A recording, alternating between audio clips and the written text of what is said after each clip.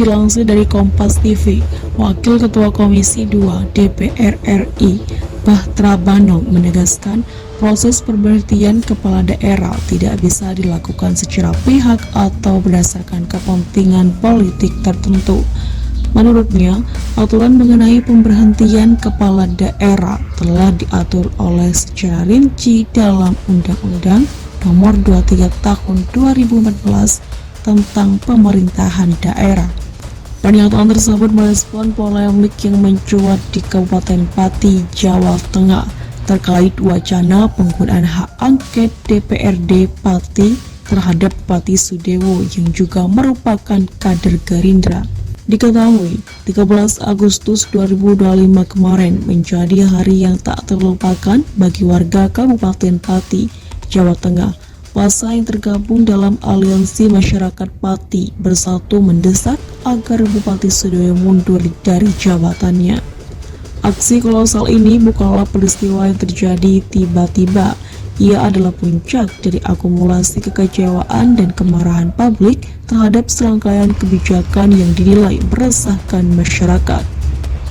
Namun Bahtra menjelaskan, dalam pasal 78 ayat 1 UU 23 2014 terdapat ketentuan yang mengatur alasan kepala daerah dapat diberhentikan dari jabatannya. Beberapa di antaranya adalah kepala daerah meninggal dunia, kepala daerah berhalangan tetap atau mengundurkan diri, kepala daerah diberhentikan sesuai mekanisme hukum. Dalam pasal 78 ayat 2 disebutkan tata cara pemberhentian, misalnya masa jabatan yang telah berakhir, tidak melaksanakan tugas selama 6 bulan berturut-turut, hingga pelanggaran hukum tertentu. Bahtra juga mengingatkan agar proses politik di daerah tidak dipenuhi dengan muatan emosional maupun kepentingan kelompok tertentu. Menurutnya, kritik masyarakat harus benar-benar murni demi kepentingan rakyat. Ia menambahkan, apabila hak angket DPRD Pati resmi bergulir, maka Bupati Sudewo wajib memberikan keterangan untuk menjelaskan kebijakan yang telah menuai kontroversi, termasuk kebijakan yang sudah dibatalkan. Jika terbukti ada pelanggaran hukum, lanjut Bahtra, maka persoalan itu akan diuji kembali oleh Mahkamah Agung. Namun, apabila tidak ada pelanggaran, Sudewo tetap berhak melanjutkan tugasnya sebagai kepala daerah hingga masa jabatan berakhir. Mendagri Tito Karnavian bantah beri izin Bupati Pati menaikkan pajak.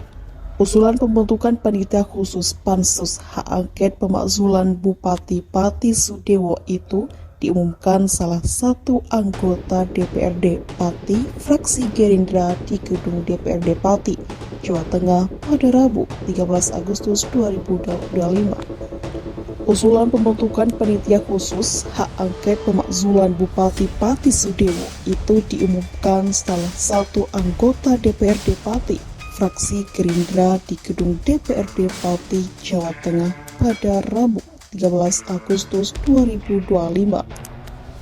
Padahal Sudewo sendiri merupakan bupati dari Partai Gerindra.